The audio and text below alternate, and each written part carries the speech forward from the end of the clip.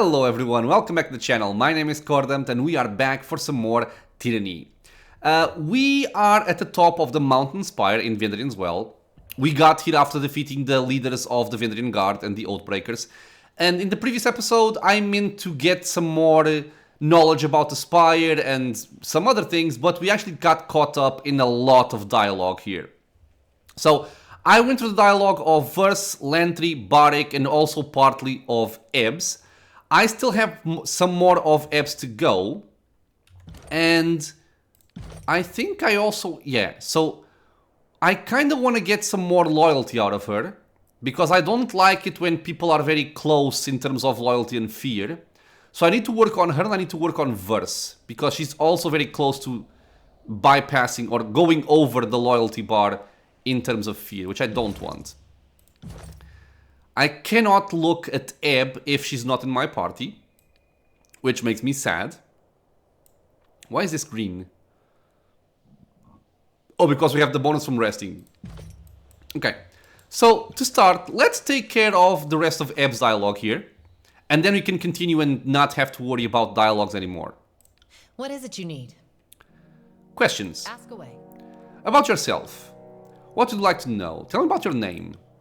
Well, I was born Hazen Levenja, but for most of my life, and I suppose for all the days after, I'm known and will be known as Ebb, Tidecaster Ebb for those trying to be obsequious. I've also probably used a bunch of aliases that are going to haunt me at some point. Hazen, didn't realize you were nobility. I know, I dress myself and cook my own food, so misleading. Mother was a magistrate of Ardent, father was Admiralty. It's mostly meaningless though, our lands are now the overlords. How did you get the nickname? It's one of those not especially funny jokes that stuck long past its season. I wrote the word Ebb incorrectly on a written examination. Master Folvax started calling me Ebb from then on. He claimed it fit me, said that I was a cynical little shit that always sees the ebb, never the flow. Okay. Did you always want to be a Tidecaster? So when I was a little girl, what I really wanted to be was a Marine. The burly bitch at the prow... Oh my god, a lot of weird words. The burly bitch at the prow of a trireme, first to crack some skulls when the ship's rammed. You know, an honest living. Fortunately, the school sought me out before I got myself killed at sea. Yeah, these people are learning. The School of Tides was looking for new blood and my father was an Admiral of Haven. So the school wanted me for the political connections. I got to spend my first couple of years proving I actually belong with the Tidecasters. That was fun. What did you do in the years before the war? My husband was born in Apex, and he left his prosperous lands to be with me.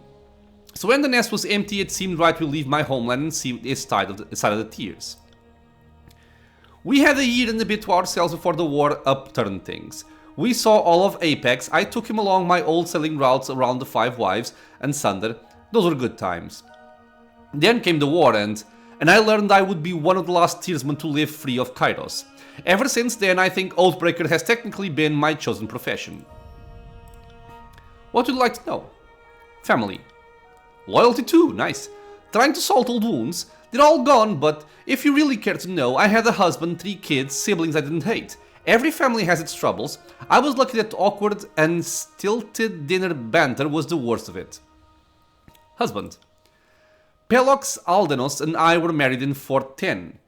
Aldenos was a falksman of the Vendrien Guard back before they were starving partisans, but I saw him more as a carpenter. Woodworking was just a hobby of his, but my fondest memories are of him trying to shape something, and me making stupid jokes about the firmness of his materials. What became of him? He perished at the gates of judgment. I saw him die. I do not wish to discuss it, just know I've made my peace with it and I am glad I was with him on the field of battle when his time came. I miss him, but it might have been for the best. Though he was only a few years older than me, my studies left me always a bit younger than him. The difference grew with time. Aldenos was slowing down and half figured the Gates of Judgment would be his last battle. If anything, he got exactly the death he wanted. So in that sense, I am very happy for him. And children. There were the twins, Drevenor and Lorma, then my youngest son Akamas. Aldenos wanted more, but I was nearing the end of my trials at the School of Tides, and dueling with lethal magic is a terrible idea when I'm a child. Agreed. Drevenor and Lorma followed my husband's trade and took to the Falks. Akamas liked the harp more than people, can't blame him one bit. I made sure my children could read, and I'm damn proud of that fact. Probably the only thing I did right. What are the twins? They died at the Gates of Judgment as well. Oh my god, man. Or at least Revenor died, run through by this favored spear. Lorma was at the battle, but I don't know what became of her. My feed has been she was recruited by the Scarlet Chorus. Perhaps she has a new name, if she's still alive. There were the twins. This is... okay. Youngest? Without Revenor and Lorma, Akamas, well, he never quite... he took his own life in 430. Oh my god, woman. She shrugs, her eyes glancing far away. I should have put him on a trireme and shoved him onto the high seas. He did not ask for birth, nor did I prepare him for the bitterness that life would offer. There were the... okay. I am very sorry for your loss. Spare me this sorrow. We've all lost family to Kairos. I just lost 2 in one battle. But even then, I'm hardly unique. Okay. Rest of the family. My family is Haven folk through and through. My mother prided herself on being descended from a Hazen Rabban, one of the founding magistrates of the city of Ardent. She looks to the side, mouth twisting in thought. Sad thing is, they died during the conquest, but that's not how I lost contact. I lost contact because magic and travel became my life. Had plenty of time to get to know them as an adult, but I simply missed it. But that one's my fault. I can't rightly blame Kairos for everything. Not so sure I believe any of this. You don't seem all that... I don't want to go for that. Change subject. How did you fall in with the Vendrien Guard? What's it matter now that they've gone? They seem the last hope for the Tears, and a ninny shitting fuck of a chance is still more than no chance at all. Alright. Ask away. People of the Tears. We all know how to swim, and we all know how to fight. Most Northmen are lucky to make half that boast. What would you like to know? I'm curious about the people of the Tears. I think you'll find each of us thinks themselves a child of Haven, as in my case, or a child of Azure, child of Apex, or what have you. But I suppose we Tearsmen have our shared customs. The most treasured of those customs used to be the pride of being free of Kairos' rule. Particular questions? Okay, I think I'm gonna start skipping some of these. Settled 400 years ago. Why don't men own land or women ships? Just tradition. Why didn't the Younger Realms stand united against Kairos? This is interesting. I'm trying to rub it in. Yes, the Younger Realms were defeated one at a time by the invaders. Maybe if I was the Queen of the Tears, that wouldn't have happened. Well then, what would have Queen Ebb done?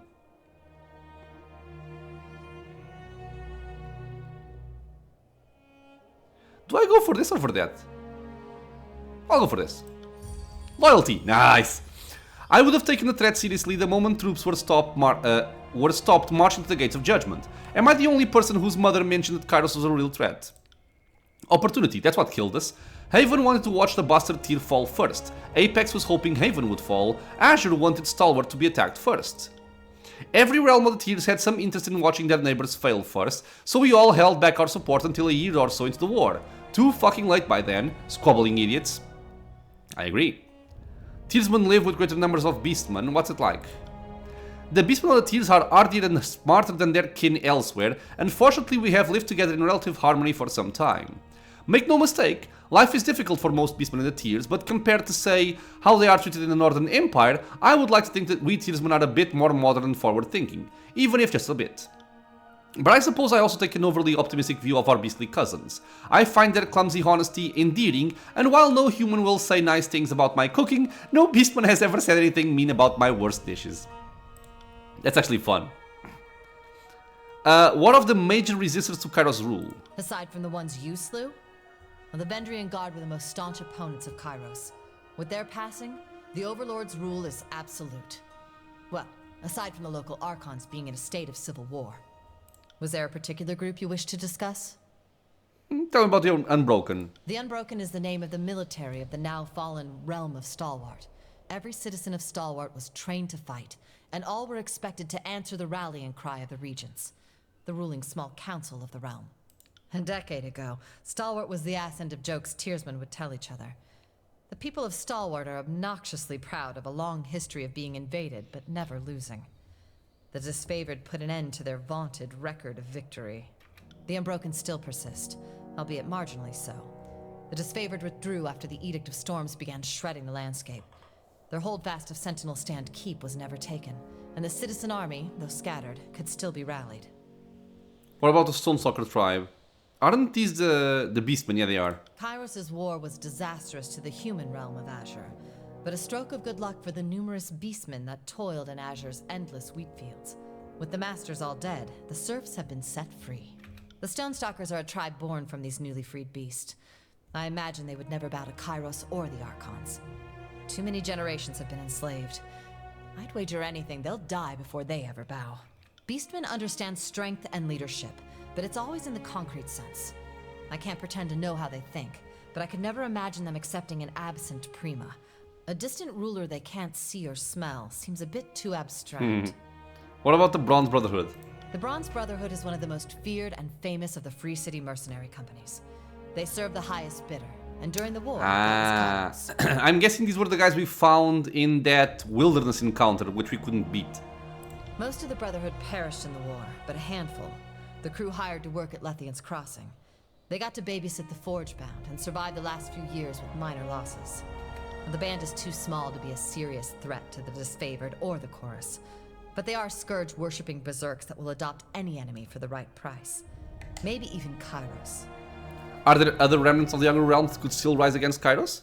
Several sages came to our aid during the Second Battle of Vendrien's Well. I at first thought they meant to kill me, but instead they put their lives on the line for us. They spoke of others in their guild braving the Edict of Fire to salvage lore from the burning library. Though I may find them untrustworthy, it must be said that the sages have a certain fearlessness toward the Overlord. Perhaps that could be kindled further. Historically speaking, an alliance with the School of Ink and Quill is just asking to have your efforts stolen and your goals undermined. Mark my words, some things never change. Thinking that sages are a resource in that sense, we are fools not to use them. Would you rather they be our enemies? Your concern is not relevant to sages will obey me, I will work with them.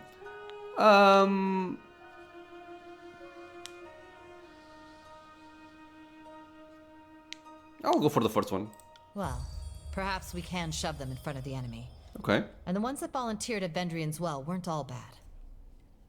Okay, so we had a lot of loyalty with Lantry, so that's kind of okay. And we got some more loyalty on her, which is good.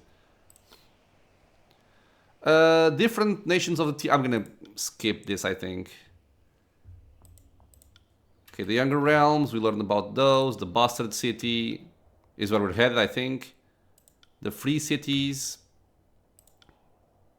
Ask away. Archons. Not entirely sure. Which is to say, there was a time I studied my enemy in great detail, but I've recently come to learn that much of my information was little more than lies and misdirection. Voices of Narat? The most vile thing to walk to Ratus. The voices claimed the masters of the School of Tides. He pulled from their memories, then gave our secrets to the contemptible blood chanters. If I can burn that thing off the face of Ratus, my life will not have been wasted. Okay. But in truth, I'm learning that most of what I know is just lies and misdirection. Though I guess it'd be a poor Archon of Secrets if I had my facts straight. Fair. Graven Ash. Before the conquest, I assumed Graven Ash, a harmless old man, an Archon in name only, past his prime. I could not have been more wrong. Many have underestimated the greater general by his age. Few of them have made the mistake twice. Thank you, Barik. Ash is a remarkable general. He's led his tiny band of disfavored on a nearly unstoppable rampage on Tears, and he does not seem to win his wars with obvious displays of mystic powers, but with old-fashioned leadership and good soldiers. A year or so back, under a blue flag talk with the commander, I was told that the Archon knows the name of every soldier in his command, living and dead.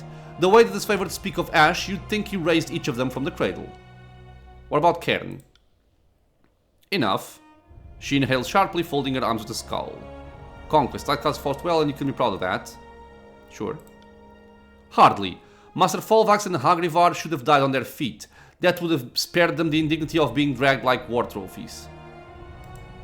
Because I sent him to the Scarlet Chorus. Yeah, I'm sorry. There's clearly a story here, I'd like to hear it.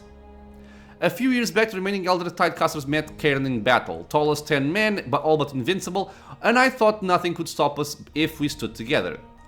Whatever, it's whole history. I'm glad you lived through it all. I'm not, and I don't really need your pity, let's speak of other things. Okay. Sirin. Wait, isn't she the lady in the... Yeah, she was the lady in the Scarlet Chorus camp. I'm sure there may be younger Archons in the historical records, but Sirin is certainly an unusually powerful child. It's said half the Scarlet Chorus was recruited by Sirin's persuasive song, and I'd not doubt it. I also know the voices of Nerat put a shackle on her power. Probably feared she'd become the favorite of the rabble. I'm guessing her mask. Ask away. What do you know of Arcane Society? I know a great deal of the mages of the Tiers, or at least their history. Most are dead now. I know a little less about the guilds sworn to Kairos' Archons, but I try to make an effort to know my opposition. Okay, I'm gonna go quickly through some of these. The Earthshakers are from Cairn, they're Earth-based. The Blood Chanters are from the Scarlet Chorus. Yeah, the voices of Nerat Cabal of Mages. Their magic is taken from the Citadel of Sirin. Ah, did not know that. And techniques learned from the School of Wild Wrath, namely their magic of fire as learned from Thousand Embers, Archon of Fire. They barely qualify as a proper school or guild, most of them barely literate, and I bet most of them didn't learn a damn thing, just had their knowledge shoved into their heads by Nerat. They've all the brutal buffoonery of the chorus, but with the magic to make their bloodlust contagious. Their only redeeming feature, guess they make the sages seem not half bad. Forgebound. These are the guys that can produce nice weapons, right? Yeah. School of Ink and Quill, we've learned that from Lantry. School of Tides. Our patron, we've read about her as well, is as old as Settled Night Five Wives, and for nearly 5 centuries we were masters of the coasts and the rivers. These days as a school of one, you're looking at it. Why didn't your Archon fight in the war? About a year or so before the troops arrived in the Bastard City, occulted Jade proclaimed the Age of the Tears was over and said she'd depart southwest into unknown, unending ocean rather than face Kairos. Most of my guildmates went along, choosing to risk the endless high seas rather than risk battle. A few of us, the militants, as our peaceful brethren dubbed us, chose to stand and fight. To my knowledge, I am the last one of those who decide to stay and fight. Okay. What of other magical schools and the guilds of the Tiers? Just random stuff. Okay. Ask away. Travel companions. Boric. My one concern with Beric is that he's still loyal to Graven Ash and not to you. Beric seems steadfast, faithful, and dependable. But if it comes down to you versus Graven Ash, therein lies the test. If it weren't a tactical asset, it'd be fun to try and prime or that suit. Curious to see if his midsection is as strong, firmest, and taut as I've imagined it should be. She nods, silently awaiting her follow-up. What about Verse? We should consider ourselves fortunate that one of the most deadly members of the Scarlet Furies considers you a suitable gang leader. That said, I think her involvement with you is entirely suspect. I would wager good money the voices of Nerat is listening to her, or perhaps seeing what she sees. Possible. Lantry. Probably the only word thief I haven't wanted to dismember. Him? I'd merely play with an ice knife. The Wandering Scholar thing seems an act. It's always an act with the sages, always pretending to know less than they really do. I'm sure he's got 1,000 reasons for why he's not like them or more trustworthy than the rest, but I know his type, and so I don't trust him. Aww, that's high praise coming from you. I'm going to take this staff and repeatedly jam it in your backside until you prolapse. Holy crap. Ah, just like that, balance is restored to all known existence. You had me worried there. Okay, change subject. What is it you need? Okay, so for right now, nothing. I'm gonna quick save, because I want to see what she's like. What is it you need? Of course. So I think it would make sense to take out Lantry to bring her in. But I still don't think I want to do this, because he has that skill that he can learn magic through archaeology or something. I think I value that a lot. Affirmative. I'm also not sure how frequently I can change party members. But let's see. So she starts with Tidecaster's garments, just regular stuff, nothing special. No helmet. She has Syzygy, Arcane, Freezing. Only Ebb can equip this. On a crit, it freezes. That's actually an interesting stuff. It's much better than mine. Oh, Control Gravelight. We don't have that. So, if I look at your spells, what do you have? She has Electric Jolt, and she has Phantom Bolt. You cannot view or modify Phantom Bolt until you learn Sigil of Tyratus. But I guess this means we can learn it at some point, which is good. Yeah, we don't have it, right? Force, Vigor, Frost, Atrophy, Fire, Lightning, Illusion, Life. Okay, it's nothing for you right now.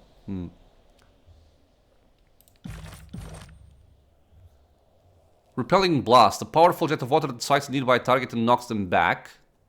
Could be useful. I wish Lantry had this. Mother's Embrace. Summon a globe of water to surround the target's head, leaving them to slowly drown. Drowning. Raw damage over time prevents... Oh, that's good. That's very good. And that's a long time also. That's very good. I want to have that. Afflictions applied to Heb after durations reduced to 80%. Okay. Gain a bonus to all frost damage dealt. Alright. Shock and frost damage dealt. Not taking damage or recovery time is reduced and she strikes twice with her normal attacks. Interesting. Okay. All good stuff here. Repelling Blast. Repel foes in a cone. Conjure enchanted waters to wash over the target, removing a random hostile effect. Bonus by magical star. Don't care about that. When Mother's Embrace erupts, nearby targets are afflicted with drowning. Oh, that's very good also. Once per encounter, when her health is critical, she triggers pushing back foes. Also good. Thick Fog reduces accuracy and grants a bonus part subterfuge. Interesting. Oh, that's good. That's quite good. While in combat, she grants herself and nearby allies a bonus to movement speed. Only 3 meters. But that's very good. She has a lot of very good stuff. Return to source. Summons water from target's blood and tissue. If it then erupts out of them in a surge, dealing massive damage in the process. Raw damage as well. Cooldown 1 minute. It's cool, but nothing too special. Large bonus to shock and frost. Yeah, I think she would be the replacement for my character, actually. So it would be something like, I would have a main I'm just thinking about a potential future playthrough. I would have something like my main character taking the place of either Barrack or Verse, and then Lantry and Ebb. And then we also have Gravelight. Arcane Missile, a bolt of arcane energy at a foe that bounces to hit nearby enemies. Right. Bonus armor while she is wearing light armor. Alright. Lift the target into the air and violently throw them back down to the ground, dealing crush damage. Also very good. No accuracy required. Does it just always land? Interesting. Grave Strike. Cause each enemy in a cone trigger an explosion of grave light energy. Foes take arcane damage and a portion of their lost health is drained back to Ebb. That's cool. That's actually cool. Magic Defense. Moderate bonus to armor. She frightens nearby Bane. I still don't know what this Bane is, but okay. While in the party, Ebb and her allies gain more experience with lore, spells, and magic staffs. Oh man, that's so good. Bonus to control Gravelight skill.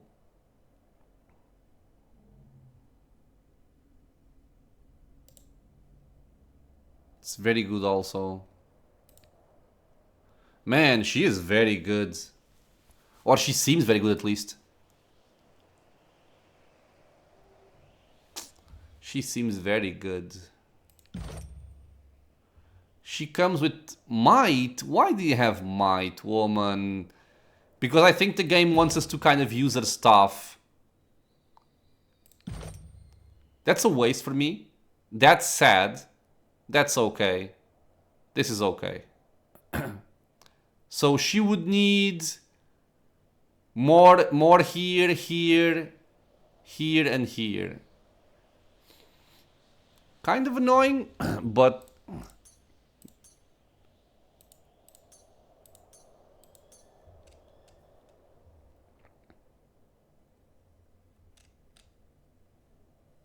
Okay.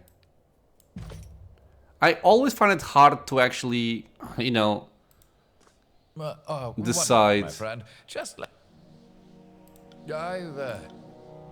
I'll tack homeward. See you there.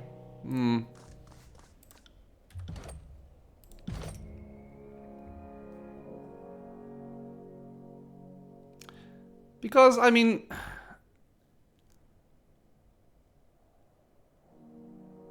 he has some cool stuff.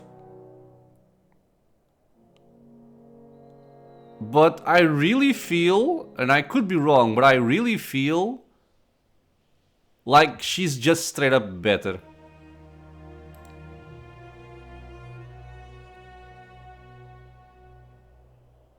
He also has some cool stuff, don't get me wrong, but...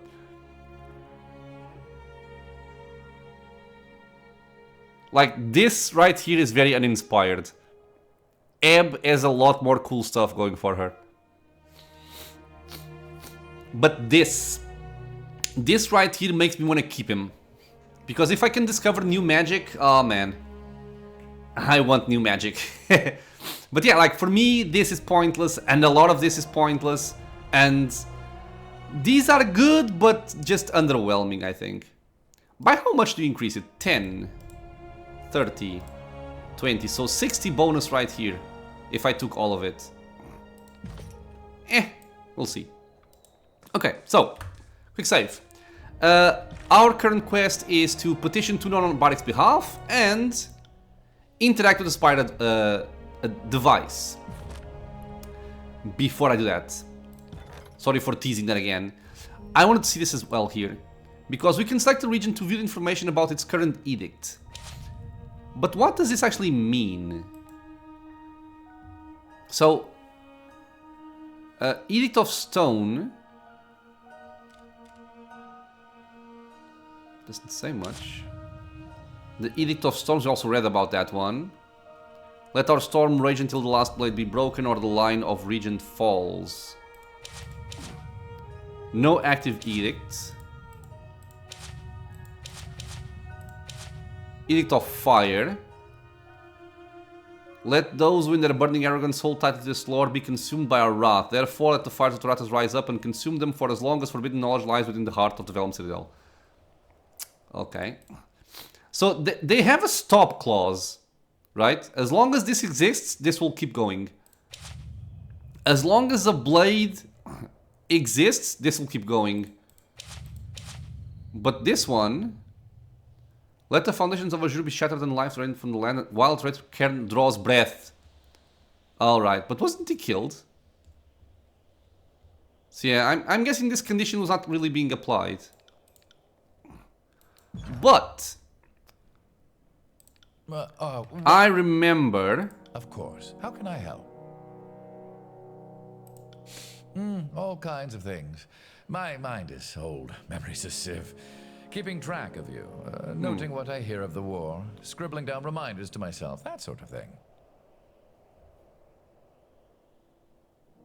Are you spying on me? Well, yes. If I'm worth my weight in tin as a craftsman of record, future generations will know of you. So yes, the Archon of Posterity sent me. You seem troubled by something that ought to be an honor.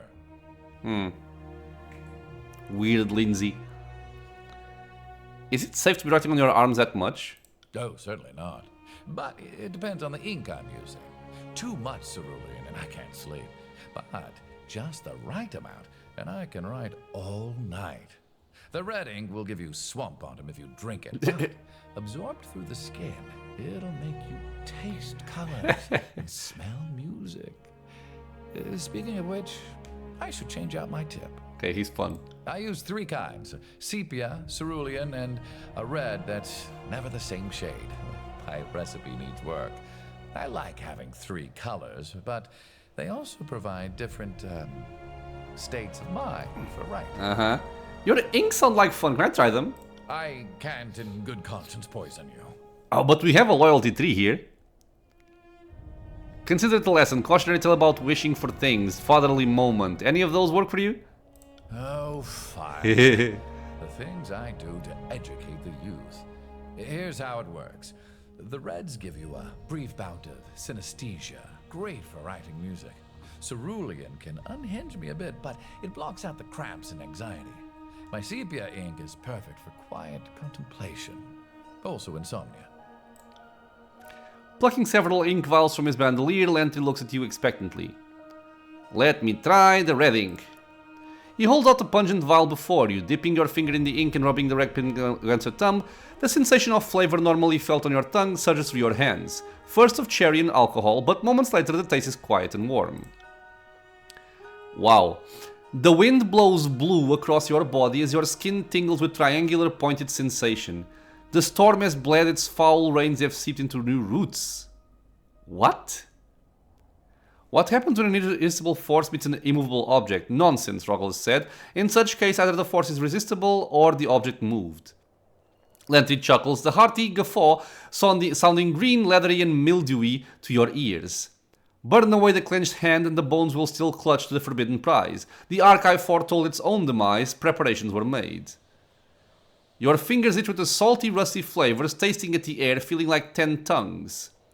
Is it possible that I'm Kairos and I've just forgotten? Wait, that's ridiculous. Lantry was right, this will ruin my mind. Cupping your hand to your forehead, your fingers are deafened by the smell of your voice, boring through the muscles of your hand deep into the bone. Does Ash's aegis protect Ash? Does the protection work the other way around? Is it protecting Kairos? Is it a zero-sum trick or the true power of warding? Seconds later, the sensation passes. And now you know why I have this awful habit of chewing on the business end of my remix. What's a cerulean ink like? He holds out a small vial, you put a small dab on your finger in and taste the blue, viscous fluid. Aside from a chalky sensation on your lips, it seems to do nothing. Feel anything? That's a lot of text here. Just random thoughts. Did you know that, legally speaking, my word is the same as Tunon's word unless the Archon contradicts my word as a Fatebinder? Roguenbauld says the legal term for that is proxis decisis. Kallio says the legal term is fuck you, I'm the law. Okay. What is Kairos' problem? Can't get off your damn throne and actually visit your subjects? How do we know Kairos isn't already dead? Or it's like a title that gets handed off to mother to son. I spent 3 years slogging through the tears for this ass, and you know what? I don't really know if Kairos exists.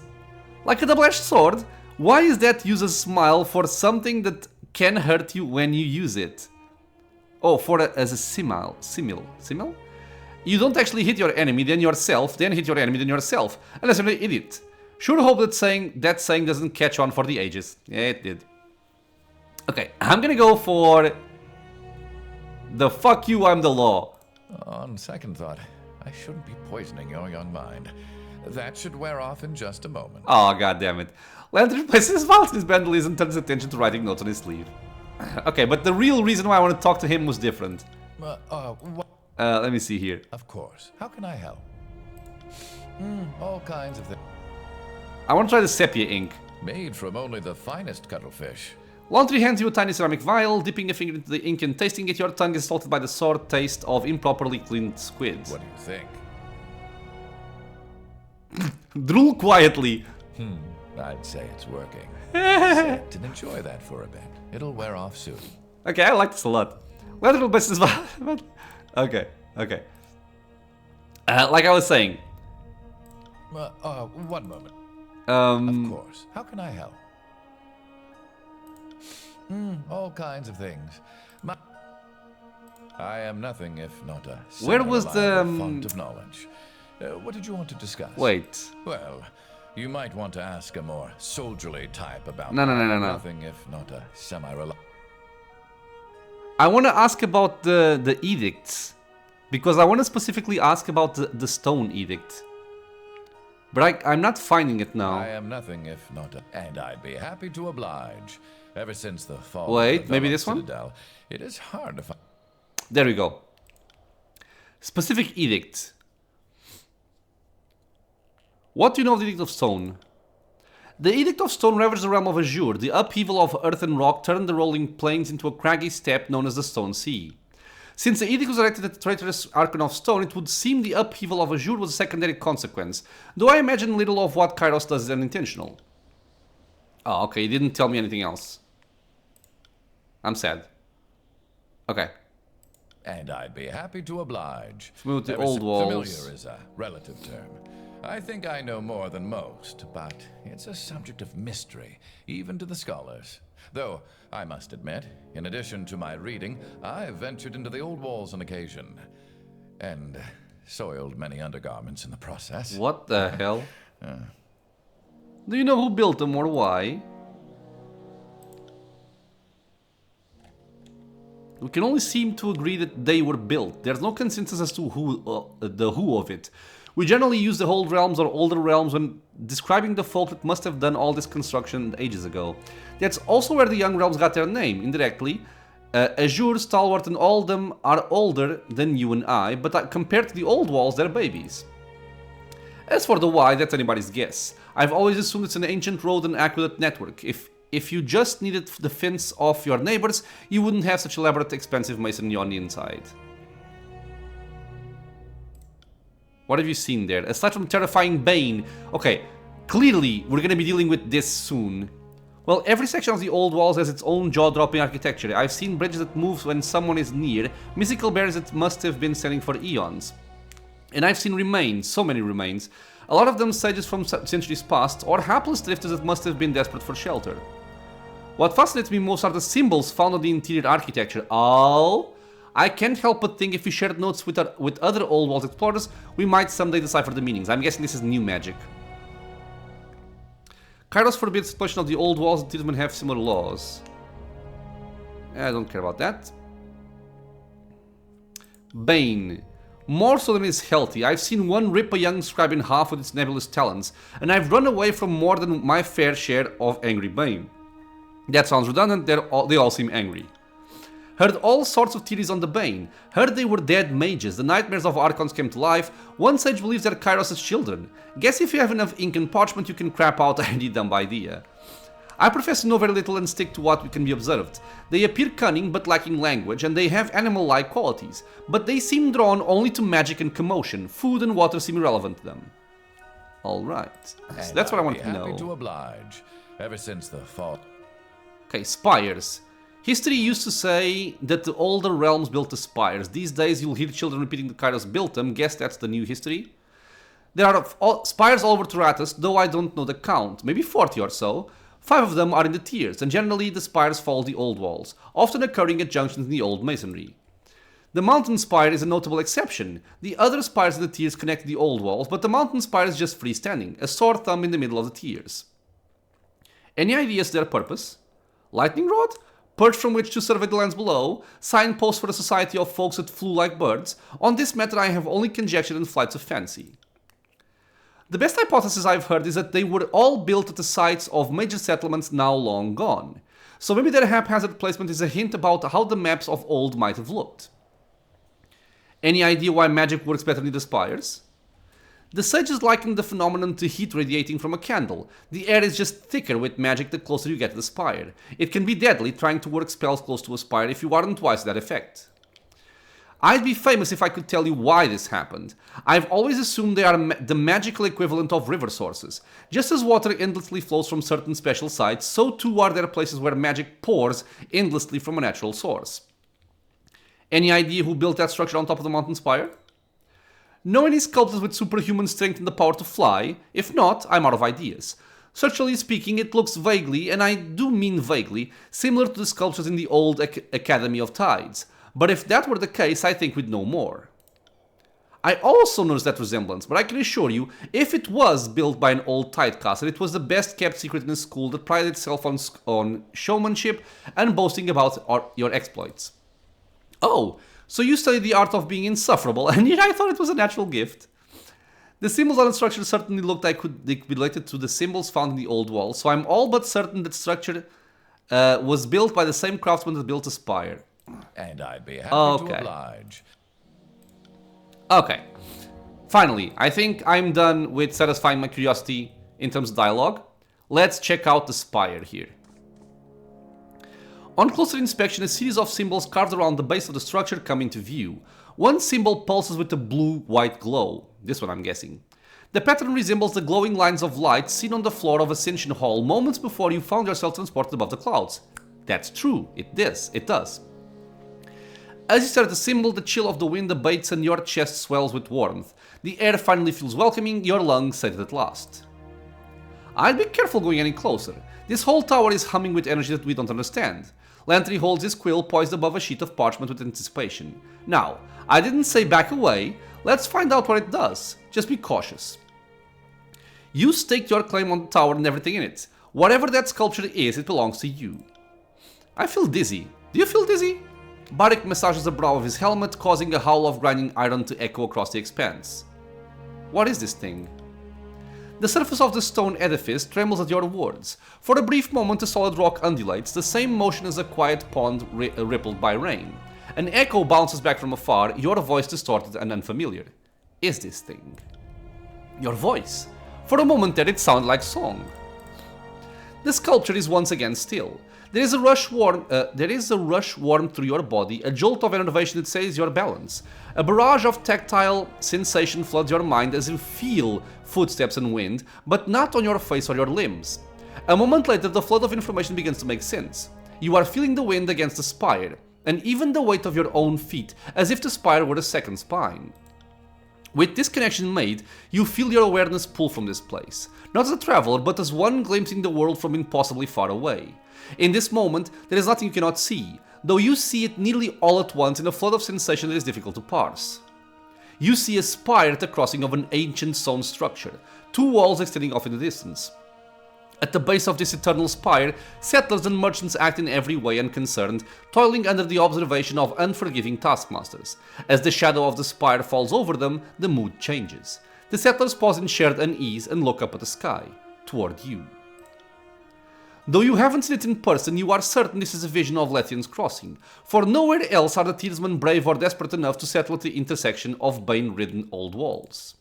Near this settlement built at the joining of ancient walls, you see a breach in the massive masonry, a cleft into the forbidden, hidden realm within the old walls.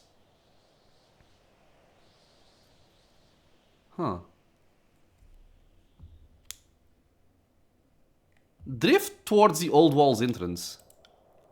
Shadows envelop you, muting all sound and vision with slight delay. There is a feeling of perversion, of wrongness. Whatever arcane power is allowing your senses to drift free of your body seem to falter in this place. Figures haunt the stone walls, the stone halls, drifting emanations of cloud, claw, and fang. They pay you no heed, but you fear them all the same. I'm guessing it's Bane. In the depths of this forgotten place, the deepest chamber is bathed in light. An arcane symbol illuminates the door, though the details hurt your eyes when you focus. With a gentle tug, your focus pulls back to a new horizon, though it takes you a moment to recognize it as Vendrien's well. You've returned to the awareness of your immediate surroundings. The effect leaves you unsteady on your feet. Drift closer to the spire. The spire feels similar to the one you now occupy, though instead of radiating arcane life, it reeks of dust and crumbling stone, a branch withering once pulled from its tree. It reaches for you with a barely perceptible tug. The link between you and the spire recedes. The arcane bond is still present, but the mystical energies for the moment are quiet. Your body floods with excitement and fatigue. It's unclear whether the mystic connection is strengthening you or ciphering. The tower offers nothing by the way of answer, and you know that asking would only yield more silence and mystery. The deluge of sensation is over, but the positions of the other spires still linger in your mind. From your vantage point atop the mountain spire, you can easily spot the mysterious structures, each of them rising high above their distant surroundings. And the teleport is once again active. Did you sense that? Lantry signs a long sigil in the air, squinting at you as he works his cantrip. The ripples are everywhere. When you move, the magic of this place stirs and churns. That portal over there, those burning braziers, they all grow more intense as you approach. I think it's responding to your presence. Before we get ahead of ourselves, it's worth remembering that you ended Kairos' edict. That's no small feat. Maybe your connection to this place is related? Either way, sounds like something for the arcane mind to investigate.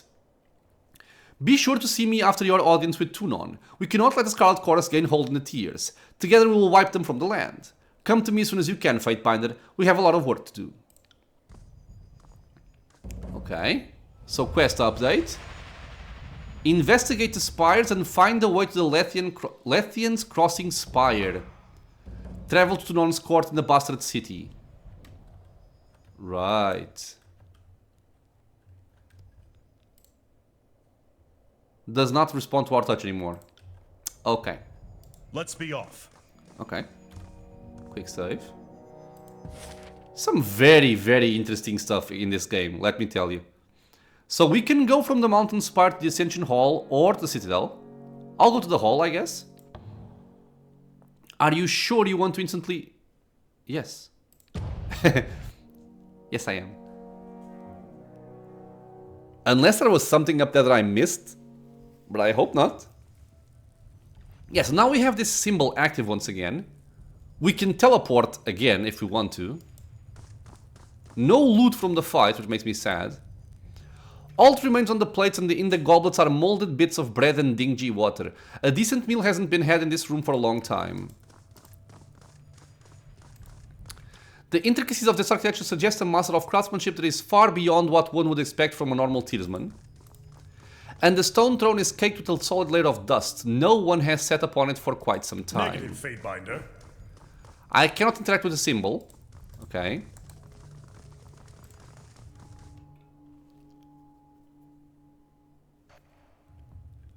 Oh, wait, he's shining. I hadn't noticed this. And so, civil war divides the armies of mighty Kairos. The reckoning that comes of this failure will be great indeed. We find ourselves in the darkest times. Brothers and sisters who fought for a similar cause now skewer each other over blighted lands in the favor of distant powers. What would you have done at Vendrien as well? Backing the disfavored was the only logical choice. Graven Ash is the only Archon worthy of your confidence, and you were wise to recognize as much. Naturally, I would have done the same. I am really curious if he would have left the party had I chosen the Scarlet Chorus. I kind of would say no, because Verse stays with us if we choose a disfavored, but he's much more loyal to Graven Ash. Whatever others might say about what happened in Vendrien's well, you acted from instinct. I can't help but respect that. Okay. Okay, that was all. Oh, this is once again Under Fog of War. How'd you take a look at that? And this is what I was curious about.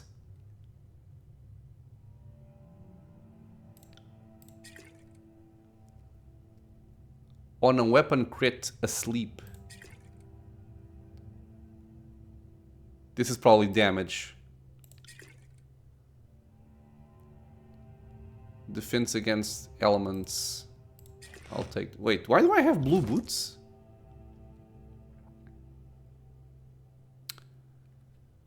Did I get these at the end of the fight? I forget. Goring.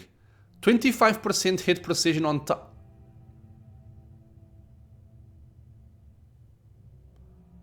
On targets below 35% health.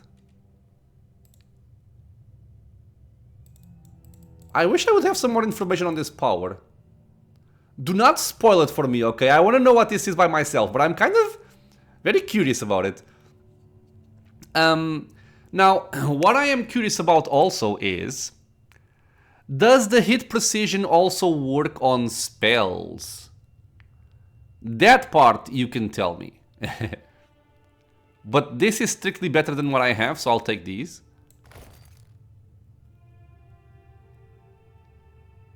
It says over there, blood-soaked boots. Okay. Okay. I'll do it for the North. Any more hidden stuff? There's items over there. I don't remember this section here. Yeah, I don't remember this section. Nice. Research dagger plans. These partial plans describe the process for creating a powerful weapon, but more research is needed to fill in the gaps in the plan. This research can be made with a spire library upgrade and the proper materials. Okay. Okay, it doesn't even show up here. Very interesting.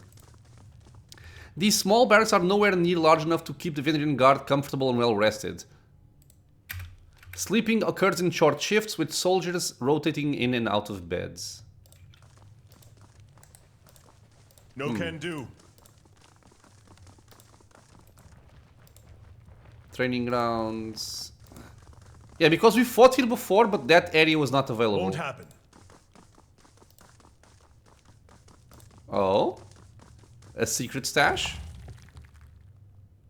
I mean, come on. Who hides fruit in the walls? Seems silly to me, but okay. We also picked up the Sigil of Force here. Oh, locked iron gauntlet. Oh, wait, we have one. Can be created with access to Aspire, Forge upgrade, and proper materials. So, but how does this work?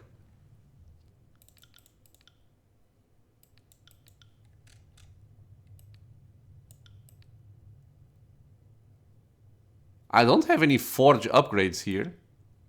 I cannot see my crafting things either.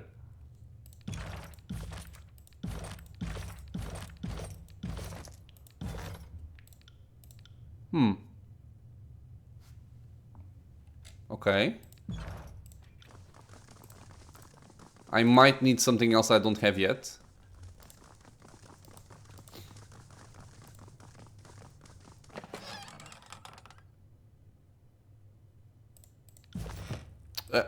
That's okay. It's fine. Fish. Take.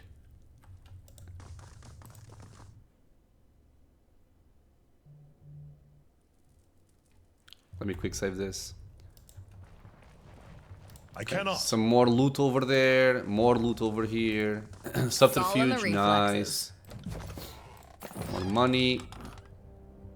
Bronze war, two-handed, devastating. On a weapon crit, pushes. Does a push trigger the attack of opportunity? I don't know. If it does, that's cool. Oh ho! Lots of healing items, nice. And we should take a closer look. This damage dates back to Kairos' initial conquest of the tiers. That is the one Jesus. That it is one of the few blemishes remaining in testament of the Vendrien Guard's reconstruction efforts. Okay, item over there. I would like to see a merchant. Because we have some stuff to sell, and I will see if I can find some new items, especially magic.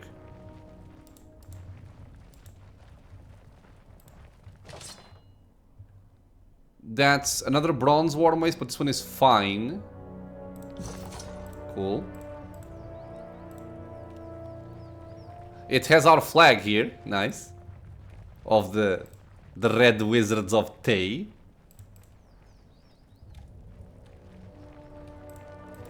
It's very empty though, isn't it?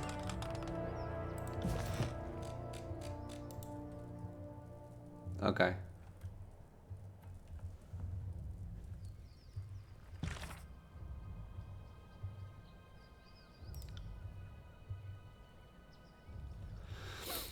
You have gained access to Haven. The region's spire is attached to the old walls and nothing. Travel there and find a way to gain access to the spire. Okay. More stuff over here. Just something to sell. Actually, wait, this is a cloth tunic. Is it better than what we have? No. Okay, so I guess we're out of here. More items. That's why I like to explore before I leave any given area. Okay, so quick save this. And... okay, so I'm currently here. Oh, we have to... okay, it's shining right there. Oh, crap. Okay, so this... this unlocks a lot more.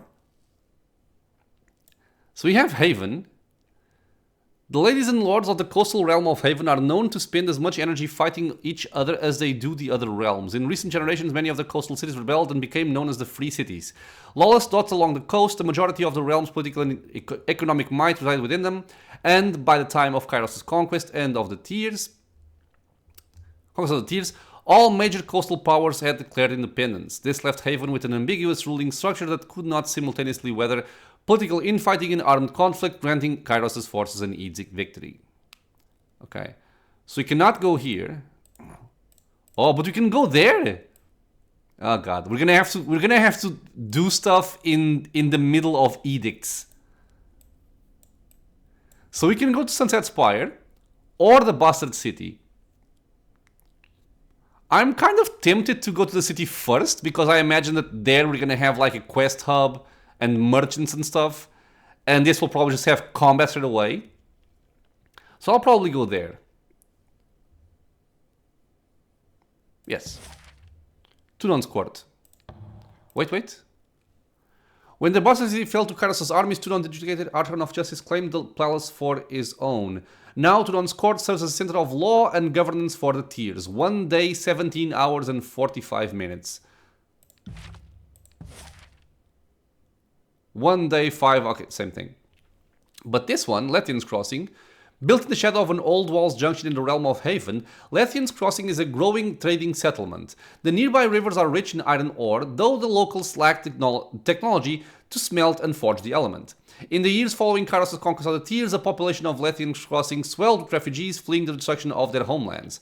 The presence of the Forgebound mining the iron along with their guards makes this makeshift settlement a vital resource for Kairos' armies. Briefly garrisoned during Kairos' conquest of the Tears, the settlement was taken over by a band of mercenaries known as the Bronze Brotherhood after Kairos' forces abandoned the settlement. Yeah, so I imagine we would have to fight this Bronze Brotherhood here. So I'll go there first. Oh god. Encountering Vendrien's Well. Aside the road ahead you espy a cart. The vehicle is abandoned with one wheel broken free of its axle. Several crates and sacks remain piled on the small wagon while a pair of boxes rest in the grass beside it. Approach the cart or leave it alone. I'll approach it. As you approach, you see that the cart boasts 4 wheels, or did before the loss of the back left one, and a long leather tack and harness for a beastman hauler. One of the crates that fell to the ground broke open along its edge, and fruits have spilled out onto the ground. Let's examine the cart. You immediately notice a sundered hauler harness, likely the result of a bladed weapon. The broken wheel, too, appears less a consequence of accident than human endeavor. The spattering of dark, dried blood across the board cinches your suspicions that this cart came under attack. Yet the goods remain. I would prepare for attack here. You draw your weapon and enter the defensive crouch, peering towards the tree line in expectation of an ambush. Surely enough, you make out flickers of movement through the brush. The initiative is yours, however. We can loot the cart, we can attempt to ambush the ambushers, or steal away to avoid attack. God damn it, man. So both of these I'm gonna suck at, because it's all of my main character. I wonder if I can loot the cart after doing these. I kind of want to ambush the ambushers.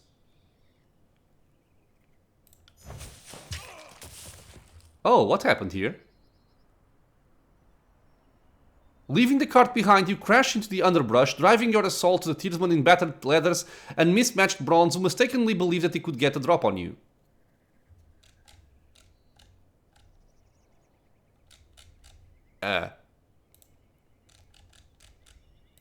And absolutely nothing happened? Oh, we're gonna fight, is that it? Oh, that's bad. Snapshot. Deft Blade. Sentinel. They are unaffiliated, it seems.